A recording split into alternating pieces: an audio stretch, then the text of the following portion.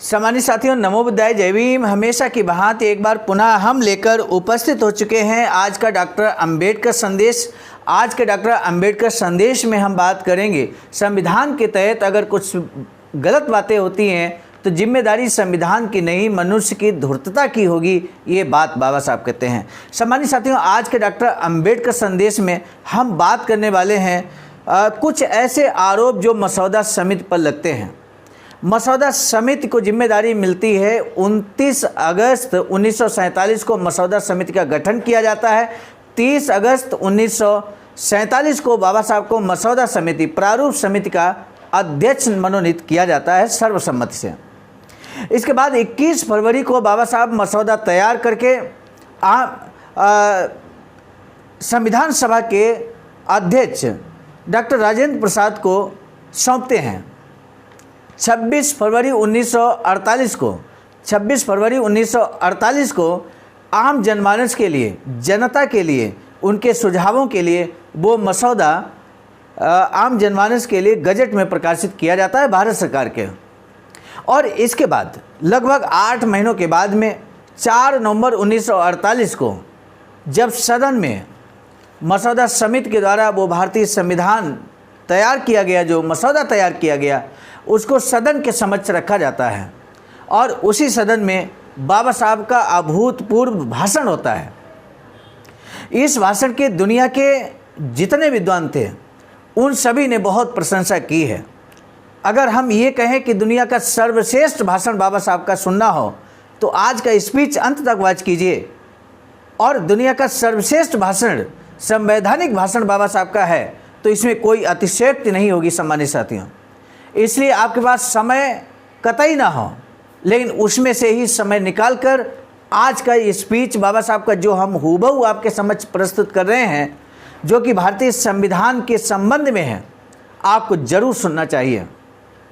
आज के डॉक्टर अंबेडकर संदेश में बाबा साहब के आज के स्पीच में हम कुछ मोटा मोटा आइडिया आपको जरूर देंगे। आज के डॉक्टर अंबेडकर संदेश में हम बात करने वाले हैं भारतीय संघ राज्य के बारे में, कुछ ऐसी बातें जो संभवतः आपने इतनी बारीकी से इससे पहले न सुनी होंगी और शायद न पढ़ा हो। भारतीय मसौदा में क्या कुछ नया है? लोग आरोप लगाते थे कि भारतीय संविधान में नया कुछ भी नहीं है। इस आरोप का जवाब बाबा साहब साक्ष्यों के साथ देते हैं, प्रूफ के साथ देते हैं। यहाँ पर आरोप लगाया गया कि अंधे होकर अन्य संविधानों की नकल की गई है भारतीय संविधान में। सम्मानित साथियों, इसका जवाब बाबा साहब देते हैं। भारत सरकार अधिनियम 1935 का बहुत बड़ा हिस्सा मसौदा समिति ने अपने नए संविधान में सम्मिलित किया है। आखिर क्यों? इसका भी जवाब बाबा साहब आज के ही अंबेडकर संदेश में देते हैं। बाबा साहब ने ग्राम पंचायतों को महत्व तो नहीं दिया, जबकि उस समय तत्कालीन जो विद्वान थे, अधिकांश विद्वान चाहते थे कि गांव की सरकार बने, गांव में सरकार बने, यानी ग्राम पंचायतों को बहुत ज़्यादा महत्व वो देते थे। लेकिन बाबा साहब ने संविधान में ग्राम पंचायतों को महत्व नहीं दिया। आखिर क्यों? और जो कारण बाबा साहब ने यहाँ बताया वो जानकर भी आप भी कहेंगे बाबा साहब ने अच्छा किया। निश्चित रूप से आप कहेंगे, भले को आप गांव में ही क्यों ना रहते हैं, जो सच्चाई बाबा साहब ने यहाँ रखी उस सच्चाई को आप भी कहेंगे हाँ ये गांव की सच्चाई है। और इसलिए बाबा साहब ने संघ राज्य की बात की, गांव की सरकार की बात नहीं की। ये अलग बात है कि बाद में भारतीय संविधान में संशोधन करते हुए ग्राम पंचायतों को सम्मिलित किया गया, लेकिन बाबा साहब चाहते थे कि गांव के जो सरकार है इसका विशेष महत्व बाबा साहब ने नहीं दिया। आज के डॉक्टर अंबेडकर संदेश को आप सुनिए, इन सभी बिंदुओं पर हम बात करने वाले हैं। बिना विलंब के हम शुरू करेंगे। आज का डॉक्टर अंबेडकर संदेश लेकर उपस्थित हो चुके हैं बाबा साहब डॉक्टर अंबेडकर संपूर्ण वाङ्मय खंड 40 से पेज नंबर 101 से पेज नंबर 106 तक। पहला भाग से चौथा भाग लेकर हम ऑलरेडी उपस्थित हो चुके हैं। आज 5वां भाग लेकर हम उपस्थित हुए हैं। दिनांक 4 नवंबर 1948 के दिन संविधान का मसौदा संविधान सभा के समक्ष पेश करते हुए डॉक्टर बाबा साहब अम्बेडकर ने क्या कुछ कहा, आइए अब सुनते हैं। बाबा साहब ने कहा, अध्यक्ष महोदय, इसलिए कोई भी बेहिचक ही कह सकता है कि कानूनी और कठोर होने के दोषों का भारतीय संघ राज्य पर कोई असर नहीं होगा। लचीलापन इस संघ राज्य की एक खासियत है।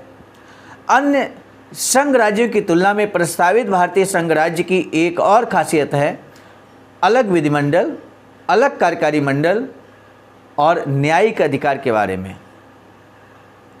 कार्यपालिका, विधायिका, न्यायपालिका के बारे में बाबा साहब कहते हैं के बारे में विभाजित अधिकारों पर निर्भर होने के कारण हर सत्ता केंद्र में कानून, प्रशासन और न्यायिक सुरक्षा में अनिवार्यता भिन्नता पैदा होती है। खास सीमा तक इस भिन्नता का अनुचित असर नहीं होता। स्थानीय ज़रूरतें और हालात ध्यान में लें तो प्रशासन को कानून बनाने के लिए इस बात का स्वागत भी किया जा सकता है, लेकिन यही भिन्नता एक खास सीमा के बाद बौखलाहट भरी स्थितियां निर्माण करने का कारण भी बन सकती हैं। उसके कारण कई संघ राज्यों में इस प्रकार की बौखलाहट वाली स्थितियां उत्पन्न हुई हैं। संघ राज्य में अगर 20 राज्य होंगे तो विवाह, तलाक, विरासत के अधिकार, पारिवारिक संबंध, करार, क्षतिपूर्ति, अपराध, नापतौल, चेक और अधिपोषण, वाणिज्य, न्याय प्राप्ति की क्रिया, प्रशासन का दर्जा और पद्धति के बारे में अलग अलग कानूनों की कल्पना करनी पड़ेगी। ऐसे हालात न सिर्फ राज्यों को कमज़ोर करते हैं बल्कि एक राज्य से दूसरे राज्य में जाने वाले नागरिक के लिए भी असहनीय बन जाते हैं, क्योंकि इससे एक राज्य में कानून द्वारा सहमति प्राप्त बात दूसरे राज्य में गैर कानूनी साबित हो सकती है। भारतीय संघ राज्य का स्वरूप कायम रखने के लिए कायम करने के उपाय और मार्ग मसौदा संविधान ने सुझाए हैं। साथ ही देश की एकता पर आंच न आने देने के लिए आवश्यक मूलभूत बातों में भी एक सूत्रता पैदा की है। मसौदा संविधान द्वारा इसके लिए 3 सूत्र अपनाए गए हैं। Civil and criminal procedure code, एक ही न्याय पद्धति, मूलभूत नागरिक और फौजदारी संहिता में एक समानता, महत्वपूर्ण पदों पर नियुक्तियों के लिए समान अखिल भारतीय नागरिक सेवाएं। मेरे कहने के मुताबिक दोहरी न्याय व्यवस्था, दोहरी विधि संहिता और दोहरी नागरिक सेवा में संघ राज्य की मूल दोहरी राजनीतिक व्यवस्था की तार्किक परिणति है। अमेरिका में संघ राज्य न्याय व्यवस्था और राज्य न्याय व्यवस्था एक दूसरे से भिन्न और स्वतंत्र हैं। भारतीय संघ राज्य में राज्य की व्यवस्था दोहरी होने के बावजूद न्याय पद्धति बिल्कुल दोहरी नहीं है। उच्च न्यायालय तथा सर्वोच्च न्यायालय एक ही न्याय व्यवस्था के अभिन्न अंग हैं। घटनात्मक कानून या फौजदारी कानून से निर्माण होने वाले सभी मामलों को हल करने के लिए अधिकार क्षेत्र के तौर पर उच्च न्यायालय और सर्वोच्च न्यायालय की एक सी न्याय व्यवस्था निर्माण की गई है। इस कार्य पद्धति में सभी तरह की उपाय योजनाओं की भिन्नता को टालने के लिए इस व्यवस्था को बनाया गया है। लगभग इसी तरह की व्यवस्था केवल कनाडा में है। ऑस्ट्रेलिया में भी लगभग इसी तरह की व्यवस्था है। नागरिक और सामुदायिक जीवन के आधार पर बने कानूनों की भिन्नता को भी ध्यान में दूर करने की कोशिश की गई है। दीवानी और फौजदारी कानून की महत्वपूर्ण संहिताएं जैसे कि नागरिक आचार संहिता, दंड संहिता, फौजदारी आचार संहिता, गवाही का कानून, संपत्ति हस्तांतरण का कानून, तलाक एवं विरासत के अधिकार संबंधी कानून आदि को भी समाहित कर समवर्ती सूचित किया गया है, जिससे कि संघ राज्य प्रणाली को कमज़ोर न होने देते हुए जरूरी समानता हमेशा के लिए बरकरार रखी जाए। मेरे अनुसार संघ राज्य फेडरल प्रणाली की दोहरी व्यवस्था के साथ साथ सभी संघ राज्यों में एक केंद्रीय नागरिक सेवा और दूसरी राज्य नागरिक सेवा होती है।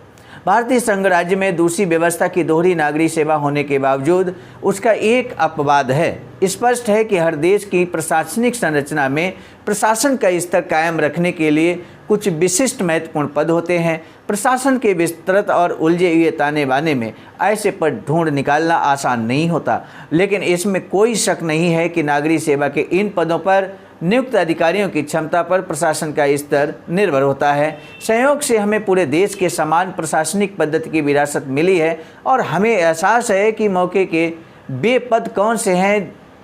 इसलिए राज्यों को अपनी नागरिक सेवा निर्माण करने से रोके बगैर अखिल भारतीय स्तर पर भारतीय नागरिक सेवा के माध्यम से समान योग्यता और समान वेतन की कसौटी पर चुने हुए उम्मीदवारों की ही नियुक्ति पूरे संघ राज्य के मौके के पदों पर करने का प्रावधान संविधान में किया गया है। प्रस्तावित संघ राज्य की ये प्रमुख विशेषताएं हैं। अब मसौदा संविधान समीक्षकों के बारे में जो मत है, आइए जान लेते हैं। समीक्षक क्या कुछ कहते हैं, कौन से प्रश्न यहाँ पर क्रिएट करते हैं, कहते हैं, उन प्रश्नों के जवाब बाबा साहब यहाँ पे देते हैं, जिन प्रश्नों का हमने अभी वीडियो के स्टार्टिंग में आपको जिक्र किया है। कहा जाता है कि मसौदा संविधान में नया कुछ भी नहीं, इसका आधा हिस्सा भारत सरकार अधिनियम 1935 से लिया गया है और बचा हुआ आधा हिस्सा अन्य देशों के संविधानों से लिया गया है। मसौदा समिति का अपना योगदान बहुत कम है। सामान्य साथियों, ये आरोप आज भी समाज का कुछ वर्ग विशेष लोग लगाया करते हैं कि बाबा साहब ने क्या नया क्या किया। भारत सरकार अधिनियम 1935 और कई देशों की नकल की है।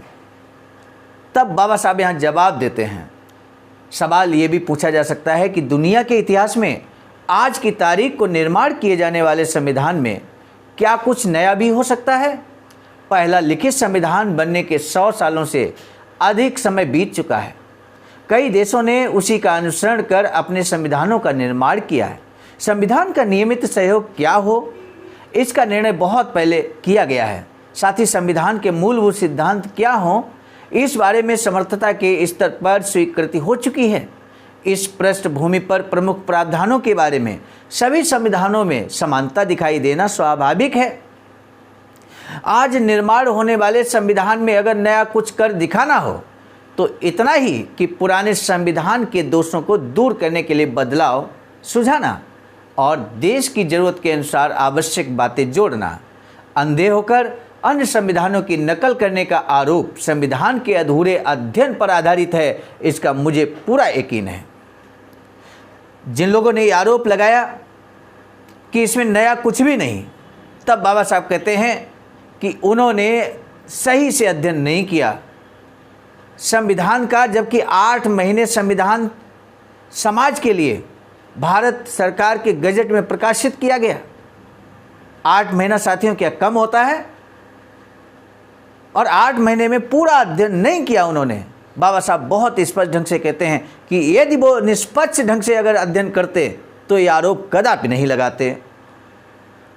तो अब कभी वर्तमान में अगर कोई इस तरह का आरोप लगाए तो आप कह दीजिए उससे कि जाइए पहले भारतीय संविधान पूरा पढ़िए और आप देखिए कि क्या कुछ उसमें नया है। सही से अध्ययन कीजिए। सही से अध्ययन करेंगे तो स्वतः ये आरोप आप लगाना भूल जाएंगे। मसौदा संविधान में नया क्या है, इस ओर मैंने आपका ध्यान दिलाया है। जिन्होंने संविधान का अध्ययन किया है और इसके बारे में निष्पक्ष तरीके से सोच विचार के लिए जो तैयार हैं, वे मानेंगे कि मसौदा समिति ने अपना कर्तव्य निभाते हुए बिना देखे और गुलामी की मानसिकता से अनुसरण नहीं किया है। गुलामी की मानसिकता को त्यागा है मसौदा संविधान समिति ने। भारत सरकार कानून 1935 का बहुत बड़ा हिस्सा मसौदा संविधान में है। इस आरोप को लेकर मैं अपनी नाराजगी व्यक्त नहीं करूंगा। अच्छी बातें स्वीकारने में शर्मिंदा होने जैसा कुछ भी नहीं। जब ये बात कही गई कि भारत सरकार कानून 1935 का आधा हिस्सा, बहुत बड़ा हिस्सा नए भारतीय संविधान में है, मसौदा समिति ने प्रस्तुत किया है, तब बाबा साहब कहते हैं कि अगर पुराने संविधान में अच्छी बातें हैं और ज़्यादा अच्छी बातें हैं तो उसे लेने में क्या बुराई है। पुरानी जो अच्छी बातें हैं, पुरानी जो योजनाएं हैं, जो कार्य योजना है, उसको हमें नई कार्य योजना में शामिल करने में कोई शर्मिंदगी नहीं होनी चाहिए। आप भी ऐसा महसूस करते होंगे सम्मानित साथियों। कोई उधारी का हिस्सा नहीं है। संविधान की मौलिक कल्पना पर किसी के बौद्धिक संपदा का अधिकार नहीं होता। मुझे अगर किसी बात का बुरा लगता हो तो वह इस बात का कि भारत सरकार कानून 1935 से लिए गए प्रावधानों का बड़ा हिस्सा ज़्यादातर प्रशासन के विवरण से जुड़ा हुआ है। मैं मानता हूं कि प्रशासन के विवरण को संविधान में स्थान नहीं दिया जाना चाहिए। मेरी इच्छा है कि संविधान में इस हिस्से को टालने का उपाय मसौदा समिति ढूंढे। लेकिन उसे शामिल करने की जरूरत का समर्थन अगले वाक्य को पढ़कर किया जा सकता है। तब बाबा साहब यहाँ एग्जाम्पल देते हैं, ग्रीस के इतिहास के दार्शनिक ग्रोथ ने क्या कुछ कहा है, आप भी समझने की कोशिश कीजिए। विशिष्ट वर्ग के केवल कुछ बहुसंख्यक लोगों द्वारा ही नहीं बल्कि सबके द्वारा आदर भाव के साथ नैतिकता का पालन किया जाना स्वतंत्र और शांतिपूर्ण प्रशासन की अनिवार्य शर्त है। अपनी वर्चस्व स्थापित करने की सामर्थ्य न होने वाला कोई भी बलदंड और दुराग्रही अल्पसंख्यकों का वर्ग स्वतंत्र संस्थाओं के लिए काम करना असंभव कर देता है। ग्रोथ की राय में आदर सहित नैतिकता अर्थात संवैधानिक सिद्धांतों के बारे में सर्वोच्च स्तर का आदर भाव मन में रखते हुए कानून को तय मर्यादा के अंदर रहकर काम करने वाले शासनों का आदेशों का पालन करते हुए अपनी राय और कृति मुक्त होकर व्यक्त करनी चाहिए। जनता से संबंधित लिए गए निर्णयों के अनुसार सत्ताधारियों की संयम के साथ समीक्षा करनी चाहिए। साथ ही विभिन्न पार्टियों की रस्साकसी की कटुता स्वाभाविक होते हुए भी संवैधानिक तत्वों के बारे में आपका जितना ही विरोधियों के मन में आदर है, इसका विश्वास देश के हर नागरिक के मन में प्रस्फुटित होना चाहिए। जनतांत्रिक संविधान का शांतिपूर्ण तरीके से लागू करने के लिए संवैधानिक नैतिक प्रचार की जरूरत है, ऐसा हर कोई मानता है, लेकिन उसके साथ जुड़ी दो अन्य बातें दुर्भाग्य से मानी नहीं जाती। उनमें से पहली बात है प्रशासकीय स्वरूप का संविधान के स्वरूप से निकट का संबंध होता है।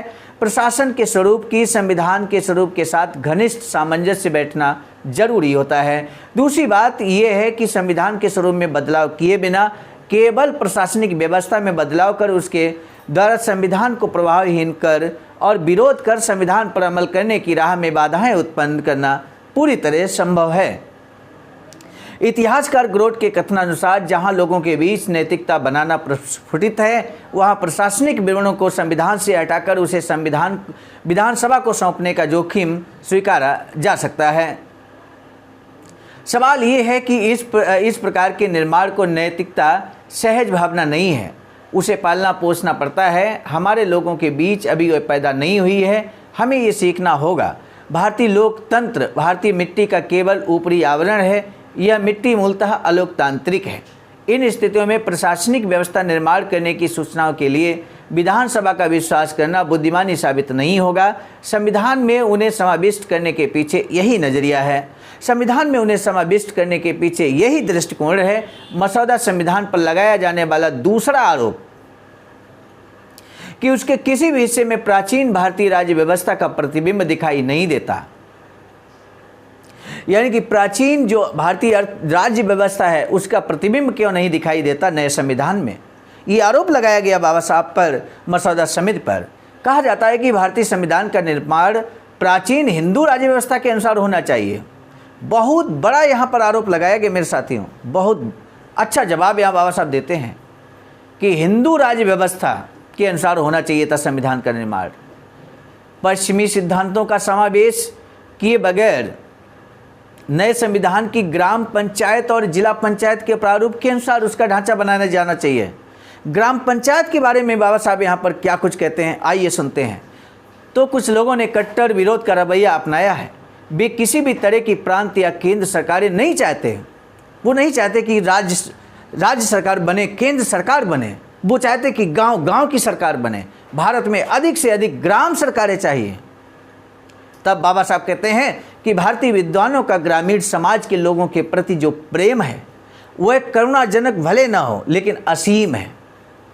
प्रेम बहुत है लेकिन करुणा नहीं है, सिर्फ प्रेम है, अत्यधिक प्रेम है गांव से। लेकिन गांव में हो रही समस्याएं, गांव का दृष्टिकोण, लोगों का दृष्टिकोण, उससे कोई मतलब नहीं है। बाबा साहब कहते हैं इसकी प्रमुख वजह है मेटकाफ द्वारा की गई ग्राम पंचायत और जिला पंचायत की प्रशंसा। उनका जिक्र करते हुए मेटकाफ ने कहा कि वे छोटे प्रजातंत्र हैं जिनमें उनकी ज़रूरत की सभी चीज़ें उन्हें गांव में ही उपलब्ध होंगी, साथ ही बाहरी दुनिया के साथ उनका कोई संपर्क नहीं रहेगा। इस ग्राम समुदाय का अस्तित्व एक अलग राज्य का स्वरूप धारण करता है। यानी कि यहाँ वो तर्क देते हैं कि जब गांव की सरकार बनेगी, गांव में सारी चीज़ें होंगी। और आप भी जब ये बात सुनेंगे तो आपको भी बड़ा अच्छा लगता होगा सुनने में कि सोचो गांव में सारी चीज़ें होंगी, सारी सुविधाएं होंगी, गांव की सरकार होगी। लेकिन समस्या कहाँ पर है? सोचिए, हर गांव गांव में सरकार बनेगी तो देश का क्या होगा, राष्ट्र क्या होगा, राष्ट्रता की भावना कैसे पनपेगी? बाबा साहब क्या कहते हैं इस संबंध में, सुनिए आप भी।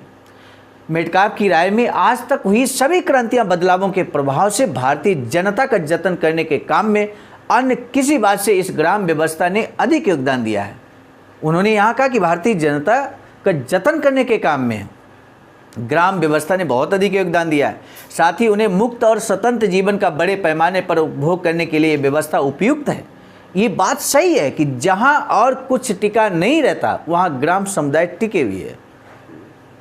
लेकिन जिन्हें ग्राम समुदायों के बारे में गर्व है उन्हें ये कभी नहीं भूलना चाहिए, वे कभी नहीं सोचते कि देश के कुल व्यवहारों में तथा देश का भविष्य गढ़ने में ग्राम समुदाय का कितना नगण्य योगदान रहा है और इसके कारण क्या है। अभी जो प्रशंसा आप गांव की सुन रहे थे, हो सकता है आप भी गांव से बिलोंग करते हो, तो आपको गांव की प्रशंसा मेटकाफ के द्वारा की गई सुनकर बड़ा अच्छा लग रहा होगा। लेकिन बाबा साहब के विचार जानना बहुत ज़रूरी है। बाबा साहब कहते हैं कि आप ये विचार कीजिए कि जो भारत का, पूरे देश का जो व्यवहार है उसमें ग्राम समाज का क्या योगदान है। तब बाबा साहब कहते हैं कि गांव का कोई योगदान नहीं है। क्यों नहीं है, कारण सुनिए। देश का भविष्य निर्माण में उनकी भूमिका का वर्णन खुद मेटकाफ ने ही किया है। वो कहते हैं, एक के बाद एक कर राजतंत्र नष्ट होते गए, एक के बाद एक विद्रोह हुए, हिंदू, पठान, मुगल, मराठा, सिख और अंग्रेज सब एक के बाद एक राज्यकर्ता बने। कभी मुगलों का शासन हुआ, कभी मराठों का शासन हुआ, कभी अंग्रेजों का शासन हुआ, कभी हिंदुओं का शासन हुआ। लेकिन ग्राम समुदाय जैसा था वैसा ही अब तक रहा है। संकट के समय आने पर उनमें से कुछ लोग शस्त्र धारण करते हैं और अपने को सुरक्षित करते हैं। शत्रु की सेना देश में संचार करते हुए गुजरती है। ग्राम समुदाय अपने अल्प मवेशियों को चार दीवारी में बंद कर शत्रु की सेना को अपने क्षेत्र से गुजरने देते हैं, उन्हें चुनौती नहीं देते हैं। देश के इतिहास में ग्राम समुदायों ने ऐसी ही भूमिका निभाई है।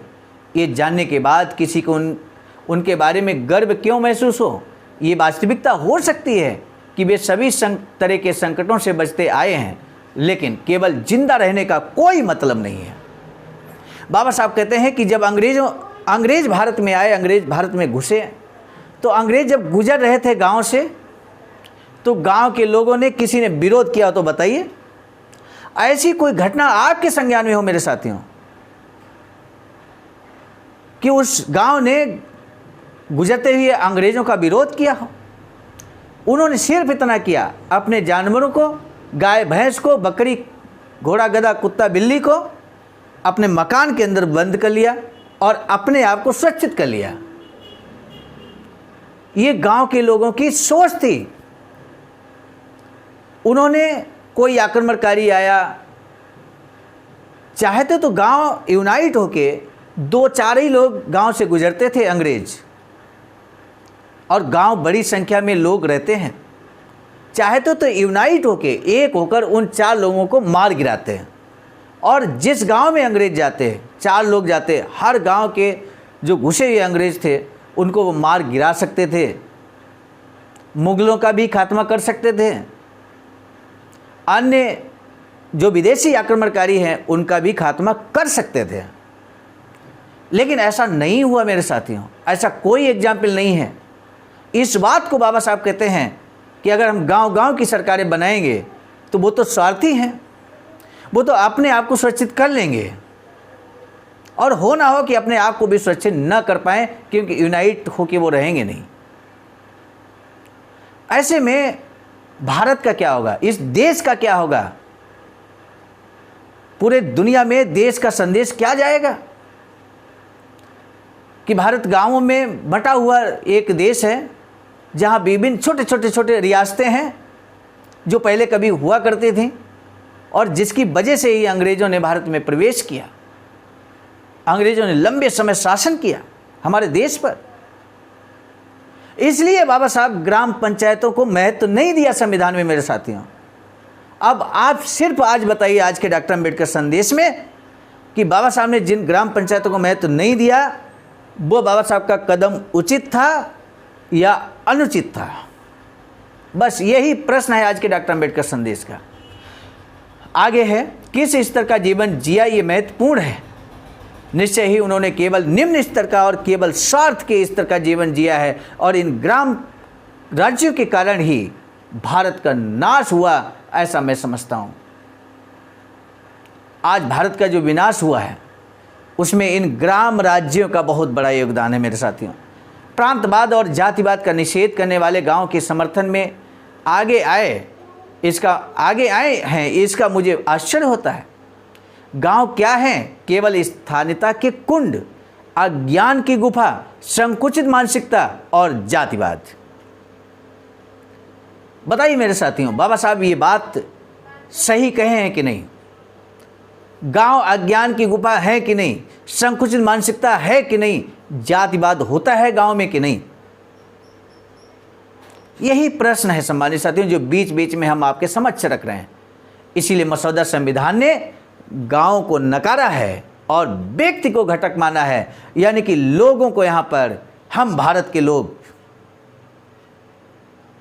बाबा साहब ने यहां लोगों को महत्व दिया है, हर व्यक्ति को महत्व दिया है और हर व्यक्ति मिलकर एक राष्ट्र, एक गांव बनता है, परिवार बनता है, राज्य बनता है और देश बनता है।